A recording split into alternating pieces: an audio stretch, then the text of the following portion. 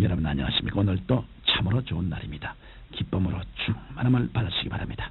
저는 오늘 누가복음 1장 19절로 20절의 말씀을 가지고 인생의 장애물이라는 제목으로 은혜를 나누고자 합니다. 오늘 우리들이 살아가고 있는 인생길은 결코 순탄하지만은 않습니다. 믿는 사람이든 믿지 않은 사람이든 사람이 살아가는 인생길이란 흠곡을 지날 때도 있으며 때로는 가파른 오르막길을 가야 할 때도 있습니다. 그래서 그러한 길들은 인생 여정을 겪고 있는 우리에게 어려움과 고통을 주기도 하며 또 때로는 낭패와 좌절을 가져다 주기도 합니다. 그러나 부딪혀오는 역경들이 단순히 환경이나 외적인 조건에서만 생겨난다면 문제는 비교적 단순합니다. 왜냐하면 상황과 조건이 장애가 된다 할지라도 그에 대처하는 사람의 중심이 올바로 되어 있으면 그 문제는 조만간 극복이 되고 말 것이기 때문입니다. 그러나 외부에서 다가온 문제가 극히 미약한 것이라 할지라도 그 문제에 대처하는 사람의 중심이 올바로 잡혀있지 않는다면 문제는 참으로 심각해집니다. 진정으로 심각한 문제는 인간의 내면 안에 있는 것이지 환경이나 외적인 조건에 있는 것이 아닙니다. 따라서 인생의 장애물이라는 것도 결코 외부적인 환경에만 있지 않습니다. 참으로 무서운 인생의 장애물은 바로 사람의 마음속에 도사리고 있는 것입니다. 우리가 이러한 사실을 알고서 마음속에 잠복해 있는 장애물을 제거한다면 우리는 한층 더 맑고 밝고 환한 인생길을 개척해 나갈 수 있을 것입니다. 그러면 우리 인간의 마음속에 있는 인생의 장애물이란 무엇을 말하는 것일까요? 첫째로 열등의식이 우리의 인생길을 가로막는 장애물이 됩니다. 열등의식은 사람이 자존심을 상실한 데서 오게 됩니다. 물론 과도한 자존심은 오히려 인간을 스스로 높이게 함으로써 그 또한 장애물이 되지만 자존심이 상실되는 것도 역시 문제가 되는 것입니다. 왜냐하면 건전한 자존심이란 인간으로 하여금 끊임없이 자기를 올바로 유지하며 자기를 발전시키기에 충분한 추진력이 되기 때문입니다. 그러므로 이러한 자존심마저 상실한 사람은 그 생활에 대한 이욕도 앞날에 대한 희망도 있을 수가 없습니다. 오히려 끊임없는 좌절감과 자기 비하의 심정을 가지고 나는 아무것도 아니다, 나는 은혜를 받거나 축복을 받을 만한 자격이 없다라고 생각하며 스스로를 괴롭게 하는 것입니다. 이처럼 자기 스스로를 인생의 실격자로 인정하는 사람은 결코 성공적인 삶을 살 수 없습니다. 자존심을 상실함으로써 열등의식을 가지게 된 사람은 하나님의 역사를 체험할 수 없는 것입니다. 그러면 인간이 열등의식을 극복하기 위해서는 어떻게 해야 할까요? 인간의 열등의식은 결코 돈이나 권력 또는 명예와 같은 것으로 극복할 수 없습니다. 그러한 것들은 잠깐 인간으로 하여금 우월감을 가지게 할 수는 있을지 몰라도 결코 지속적인 것이 될 수 없습니다. 왜냐하면 그런 것들은 종국적으로 헛되고 무의미한 것들이기 때문입니다. 진정으로 인간을 열등의식의 굴레로부터 벗어나게 하는 것은 오직 예수 그리스도의 십자가 외에는 없습니다. 예수 그리스도의 십자가는 겉으로 보기에는 수치와 모멸의 자리같이 생각될지 몰라도 실제로는 어두움과 사망과 죄의 권세를 눌러이긴 결정적인 승리의 처소인 것입니다.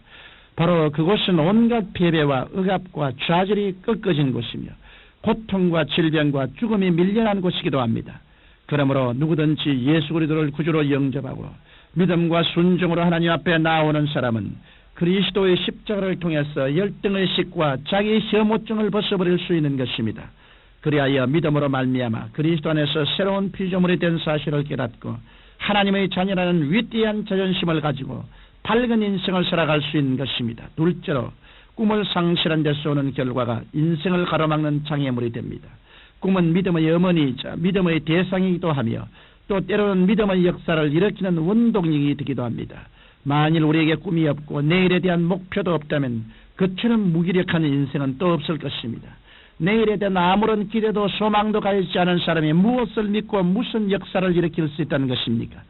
아무리 믿습니다를 외치는데도 믿음의 대상이 없는 이상 그 믿음은 죽은 믿음인 것입니다.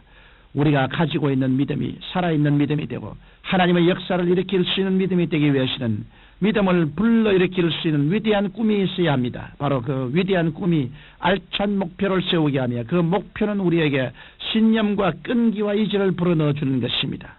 그러므로 우리가 진실로 하나님의 축복을 받기 위해서는 삶의 목표를 구체적으로 설정하고 그것을 끊임없이 바라보고 꿈꾸면서 믿습니다로 나아가야 합니다. 성경 히브리서 11장 1절에 믿음은 바라는 것들의 실상이라고 말씀하셨습니다. 바라는 것, 즉 꿈과 목표가 분명해야 믿음이 위력을 발휘할 수 있는 것입니다. 이러므로 여러분은 분명한 꿈과 목표를 가지고 있어야 합니다. 그럴 때 하나님께서 그 꿈을 통해서 여러분들이 위대한 인생을 살 수 있도록 역사하여 주시는 것입니다. 셋째로, 자신감의 상실은 인생의 치명적인 장애물이 됩니다. 이 세상에서 자신감을 상실하고 할 수 없다의 병에 걸린 사람은 정신적인 죽음에 이르는 병을 앓고 있는 사람입니다. 그 때문에 이런 사람은 아무것도 할 수가 없습니다. 대개 자신감을 상실한 사람들은 그이가 부정적인 생각과 부정적인 말에 사로잡힌 사람들입니다. 그런 사람들은 나는 못한다, 나는 안된다, 나는 끝장난 사람이라고 말을 하며 인생의 끝에 달하기 전에 먼저 인생을 포기하고 맙니다. 그 결과 정상적인 삶을 통해 이룰 수 있는 무한한 잠재력과 삶의 의미를 상실한 채 나고자의 대열에 끼어들고 마는 것입니다. 이는 그리스도인이라 할지라도 마찬가지입니다. 하나님께서는 할 수 없다라고 말하는 그리스도인들과는 결코 함께 하시지 않습니다. 왜냐하면 하나님은 전지전능하신 분이시기 때문에 당연히 그 자녀된 그리스도인들도 아버지를 쫓아 무슨 일이든 할 수 있는 능력을 소유하시기를 원하시기 때문인 것입니다. 이러므로 우리는 할 수 없다는 말을 하지 말아야 합니다. 하나님께 대한 신앙과 하나님의 말씀을 가지고 있는 우리들이 무엇 때문에 할 수 없다는 말을 해야 합니까? 천지와 만물을 지으신 하나님께서 우리와 함께 계시고 십자가에서 죄와 질병과 저주를 다 청산하신 예수님께서 우리와 함께 계시고 보혜사 성령께서 우리와 함께 계시는데 무엇으로 할 수 없다는 말입니까? 예수님께서는 마가복음 9장 23절에 할 수 있거든이 무슨 말이냐? 믿는 자에게는 능치 못할 일이 없나니라고 말씀하셨습니다. 그러므로 이 방송을 청취하시는 여러분 가운데 자신감을 잃고 정신적인 죽음의 병에 걸린 사람은 하나님의 사랑과 대속하신 주님의 은혜와 성령님의 도우심 안에서 자신감을 회복하십시오. 그리고 긍정적인 입술의 시인과 창조적인 선을 통해서 믿음이 역사할 수 있는 바탕을 마련하십시오. 그럴 때 여러분에게도 홍해수가 갈라지며 태양이 멈추어 서고 열왕경이 갈라지는 기적이 일어나게 될 것입니다. 사랑하는 청취자 여러분, 사람에게서 자존심과 꿈과 자신감을 빼고 나면 남는 것은 아무것도 없습니다. 그러므로 그러한 내면적 요소가 알차게 차 있다면 참으로 위대한 성공자가 될 수 있습니다. 환경이나 외적인 조건은 전혀 문제가 되지 않습니다. 문제는 어떤 환경이냐가 아니라 어떤 사람이냐인 것입니다. 여러분, 생명의 근원은 마음에 있습니다. 하나님께서는 우리들의 마음을 통해 우리를 만나 주십니다. 그러므로 마음을 잘 정돈하여 자존심과 꿈과 자신감을 갖고 살아갈 때 성령께서 역사하셔서 영혼이 잘됨같이 범사에 잘되고 강건하며 생명을 얻되 더 풍성히 얻는 기적을 체험하게 되는 것입니다. 사랑이 많으신 우리 아버지 하나님, 우리 모두 다 예수 그리스도 안에서 자신을 얻고 자기를 용납하고 그리스도를 위해서 크게 사용되는 그릇이 되게 도와주옵소서. 예수님 이름으로 기도합니다. 아멘. 찰칵 구독자님